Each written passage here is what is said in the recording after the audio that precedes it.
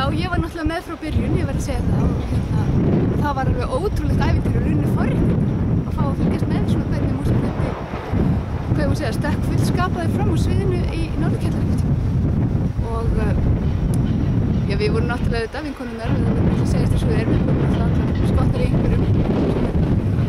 Ég til dæmis var, Gunni var minn maður sem skilt mér fjarrra en það en Gunni var svo minn maður, sennilega því að sko það er alltaf eitthvað við básúnur og hann náttúrulega þandi básúnuna vissulega á þessum tíma og svo líka áttum við okkur ákveðna svona sögu í Gunni, við spiluðum eins og saman þegar við vorum yngri.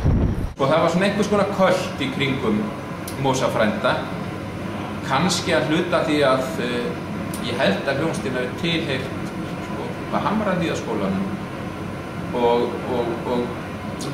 það er nú reyndar svona hefur lengi loðað við Hamrahlíðaskólan að þar hafa komið hljómsveitir eða poppara sem hafa orðið stór nöfn.